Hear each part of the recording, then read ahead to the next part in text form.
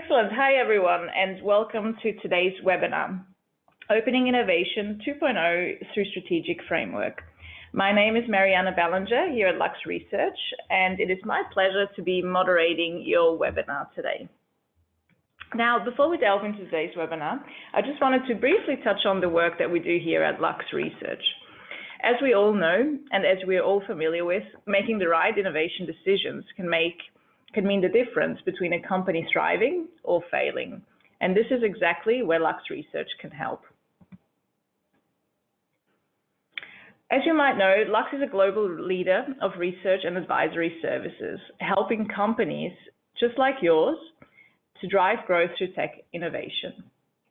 As you can see on this particular slide, our work is based on three main pillars: technical expertise, secondly, primary research, and last but not least, advanced analytics. We are a unique partner with both the technical expertise as well as the business acumen. One of our main key differentiators that I'd like to mention today is our technical pedigree. Our philosophy is that an understanding of the underlying technology is critical to making informed business decisions. And so our research truly focuses on the technologies as opposed to other aspects. This is the very reason that our team is made up of scientists and engineers, and most of which have advanced degrees from top universities around the world.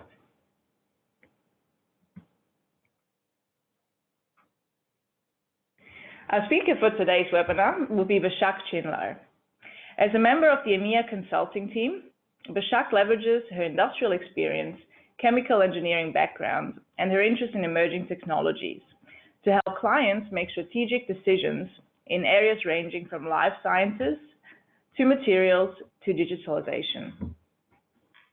Now, throughout today's webinar, you can ask any questions you may have on the question box provided on your screen. And time permitting, we'll answer all the questions that we can. If your question does not get answered, please don't hesitate to email your question to questions@luxresearchinc.com, and we'll get back to you as soon as possible.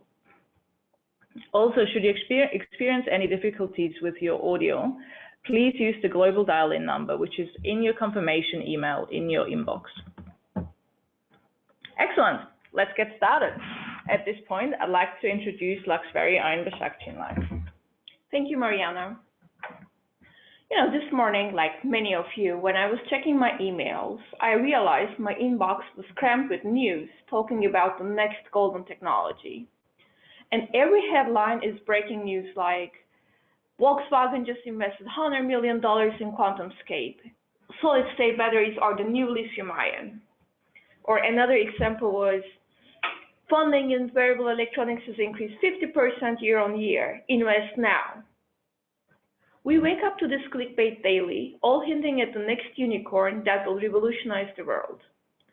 As our inboxes are bombarded with this news, it's getting harder and harder to ignore, especially when you're trying to make very real business decisions based on this misleading information. That is why today I want to talk about the strategic framework to help you cut through this noise and rationalize your decision-making process, particularly when it comes to external innovation opportunities. First, we will talk about how activity is actually noise and not an indicator of growth opportunities. Then we will map opportunities in a rational framework that will help us identify true growth. And finally, we will apply the framework in a case study. Robots or pesticides? But I'll come back to that later.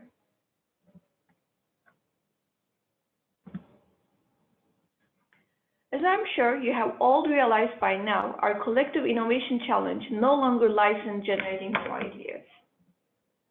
The actual challenge lies in investigating these ideas in order to make rational business decisions. Without an objective framework, one trap that companies fall into is to base their decisions on activity. Activity tracking can be misleading for two reasons. First, activity does not indicate any kind of growth in technology capability. And second, growth in technology capability does not indicate generation of market value. Now, what do these terms mean?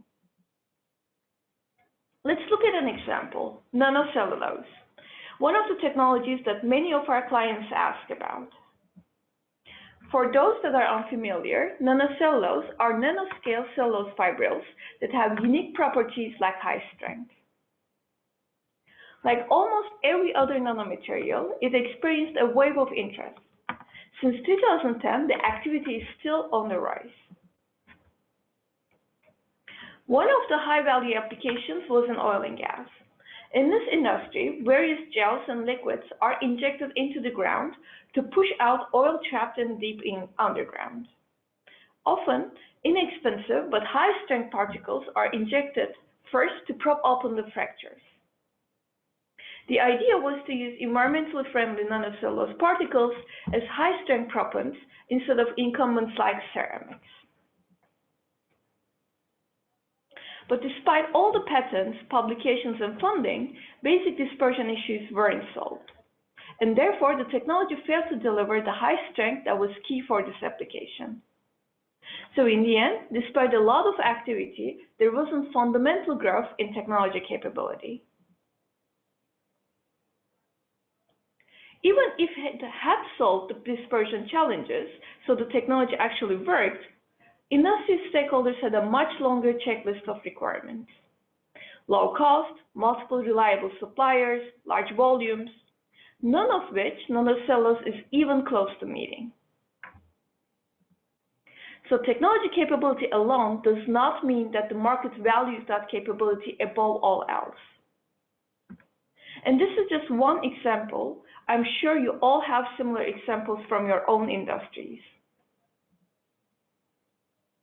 Fundamentally, technology capability and market value are better indicators to identify growth opportunities. So how do we actually use these metrics to find external growth opportunities? Today, I will briefly introduce the terms, but there's a lot of data and rigor behind how we evaluate and measure these terms. Please reach out if you're interested. I'm sure most of you have seen some version of this matrix before. On the x-axis, we look at technology capability, and on the y-axis, we look at market value. A technology's capability is the sum total of its feasibility and ability to perform in target applications. In the context of nanocellulose, we could look at things like manufacturability, shelf life, and stability. On the y-axis, market value speaks to the underlying value proposition of the technology. Does the technology fundamentally improve cost, performance, or solve unmet needs in a given application? You'll notice that I've also marked a diagonal line, indicating a scenario where technology's capabilities align perfectly with what market actually values. Now, we can use this framework to make a snapshot of where technologies stand, but what about future? We cannot make a fully informed business decision without projecting where an opportunity might shift to in the future. To address this, we introduce a vector. It is a projection of how we expect the opportunity space to evolve by the time we revisit our assessment.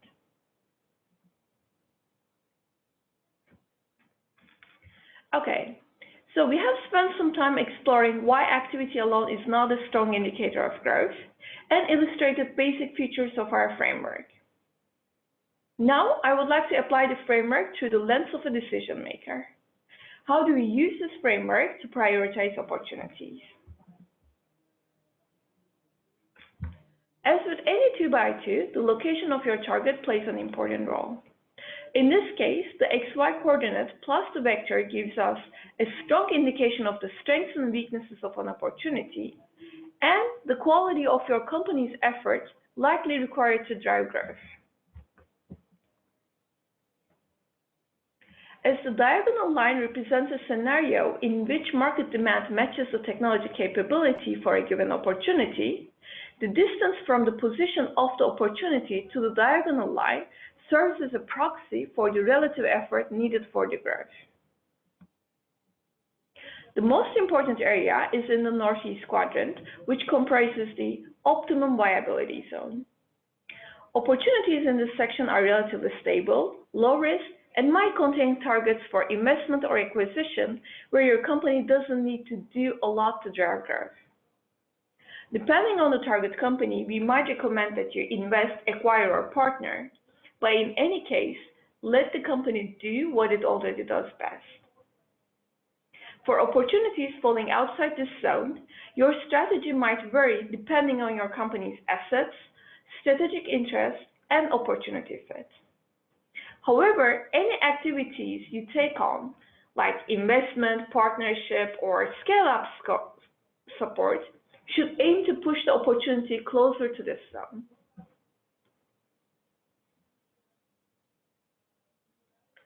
Now, to illustrate the utility of this framework, I ask you to indulge with me in a thought experiment. NoWeedCo is a leading agrochemical company specializing in design, formulation, and manufacture of synthetic herbicides. Synthetic herbicides are typically broad-spectrum weed killers, and given their harsh nature, the industry has come under intense scrutiny. In order to mitigate market risk, NoWeedCo is exploring if and how it can engage with external opportunities. Specifically, the company wants to evaluate two technologies that improve on traditional herbicides.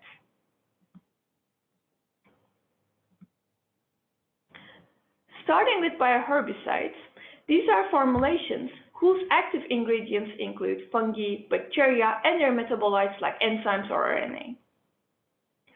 Now, at Lux, we have the benefit of talking to many industry stakeholders and tech developers on an ongoing basis. Based on our research, here are the 3 things you need to know about bioherbicides. Development cycles per product are long and expensive.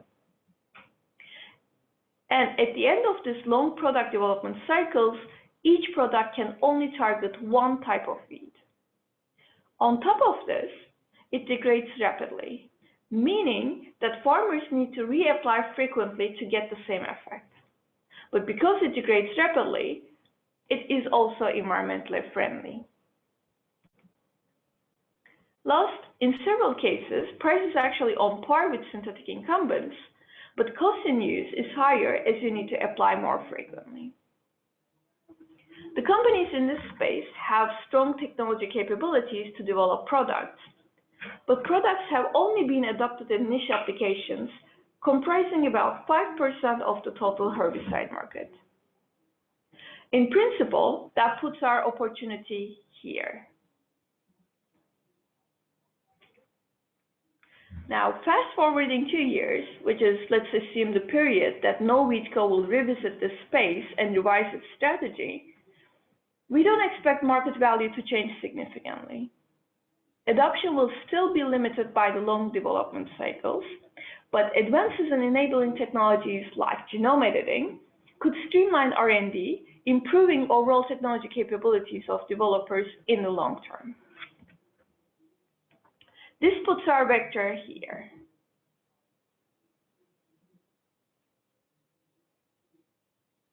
Now, in order to move it into the zone of optimum viability, the opportunity seeks market value. This can take shape of new applications, market channels, or new products. Let's assume NoWeedCo has decided to jump into bioherbicides. Based on this assessment, and considering NoWeedCo's inherent expertise, it should invest in or acquire companies with a strong product portfolio and R&D expertise. NoWeedCo should work with its new partner to develop new applications and formulations that mitigate some of the drawbacks of using bioherbicides alone, and plan to contribute its own considerable sales channels to increase market penetration.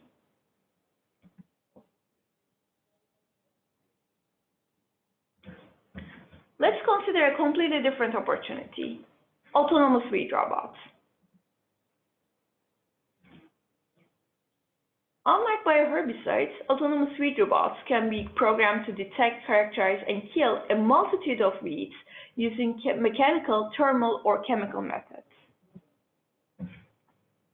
All you need to know about autonomous weed robots is that they can be environmentally friendly, it is a nascent stage and niche technology, and as most of the technologies at nascent stage, it is prohibitively expensive.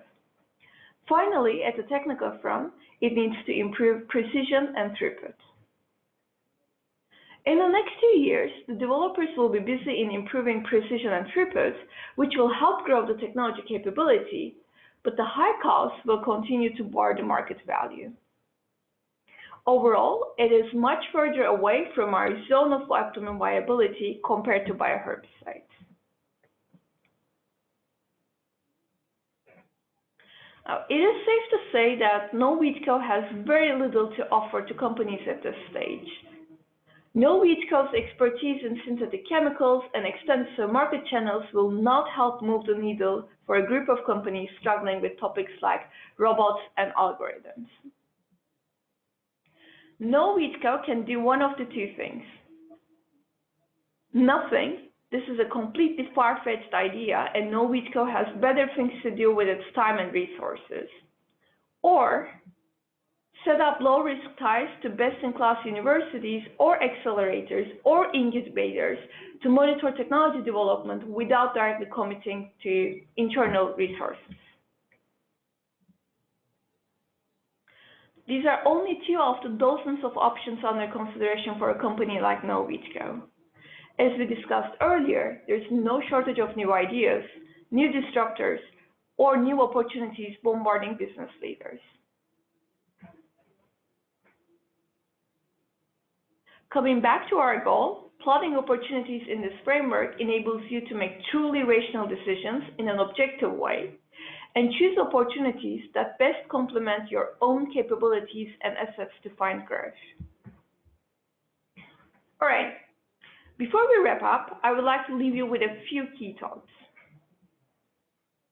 As our inboxes are bombarded with news, idea investigation, and not idea generation becomes the next challenge. A rational framework is absolutely critical to help navigate external opportunities. In building a rational framework, it is important to focus less on factors like activity and focus more on balancing true technology capability, market value, and trajectory of both in order to find growth opportunities. And finally, as business leaders, you can use this framework not only to find growth opportunities, but to find those opportunities that really complement and leverage your company's core capabilities and assets. This will allow you to focus resources on objectively promising innovations for your company and justify these decisions to internal stakeholders. Thank you for your time. Excellent. Thank you, Basak, for your presentation. For me personally, I certainly never thought about opportunity assessment in the way that you just outlined. So thanks again for sharing your perspective with us today. Okay, so we'll now be taking questions that you might have on the presentation. As mentioned earlier, please type these in the questions box that you can see on your screen. And as I mentioned as well, if we don't get a chance to answer your question today, we will have someone from Lux contact you and get back to you on your question. Okay, let's take a look at the questions that have just come in. I think this is an interesting one. We had one participant, Basak, asking whether they can apply this framework in managing their entire innovation portfolio. And also, how would this change if they are evaluating internal innovation opportunities? Thanks, Mariana. Indeed, this framework does not only show whether and how to engage with external opportunities, but indicates how to combine the external opportunities with your internal assets to drive sustainable growth. Anyway, there's no more a clear separation between internal and external innovation, but more and more companies have realized that a successful innovation portfolio lies in finding opportunities that complement assets that are internally and externally available. So in that regard, we would advise them indeed not to focus only on the internal assets, but look for ways about how to combine internal and external assets to build the innovation portfolio. That makes sense, yeah. And then another question is looking at your X and Y axis that you were showing earlier. How do you determine the tech capability of of a particular space? Right. So to get the best of analysis, we actually prefer a bottom-up approach. That means we look at technology focus, capabilities, and milestones of individual technology developers and assign a score, leveraging our collective experience in having monitored the space for more than a decade. These individual scores, depending on your domain, depending on the domain's dynamics and or the needs of your company, we either choose to use the average or the maximum as the representative technology capability score. Okay, and so I guess on that, what about the market value then? What approach did you use there? It's also a similar approach. In order to understand the total market value, we prefer to look at it on an application by application basis. So what does an application need from a technology? What are the critical performance indicators for that particular application? We evaluate the technology's capabilities against ideal performance indicators across all target applications. And again, the aggregate fit indicates the collective market value of that opportunity. That makes sense, yeah. Okay, just looking at the time, I think we have time for one last question. I think this is a good one to finish our webinar today. We had one participant ask, using this framework, how do I pick the technologies to build a portfolio? And they're specifically referring to technologies that are in the optimum viability zone. Obviously, it would be difficult to identify technologies that are solely in that zone. So how do you build a portfolio then, ideally? What's your perspective on that? Well, that really depends on your corporate strategy, resource availability, and the willingness to take some risk. If you're looking for only lower risk options, if you want to follow a very risk-averse approach and have very limited resources, then perhaps it is indeed better to focus on the optimum viability zone. On the other hand, if you're looking for creating a competitive edge using your internal assets, if that's market channels or R&D expertise, you can explore the other quadrants like the northwest quadrant or the southeast quadrant. Whichever one you will be looking at really depends on whether you are looking for novel markets or you're looking to leverage your R&D expertise. The only one that we would advise you to be a little cautious about is the southwest quadrant, where the technologies tend to be relatively nascent and you don't know where they will be actually heading to in the next years. Perfect, yeah. Well, thanks so much, Basak, for answering these questions. So that concludes our webinar for today. And just a note that the slides and recording from today's webinar will be sent to all participants via email today. And also one last reminder, after leaving the webinar, you will be prompted to complete a survey. And as always, Lux would highly appreciate any feedback you might have to help inform and improve and shape our future webinars. Well, thanks everyone for joining us today, and have a great day.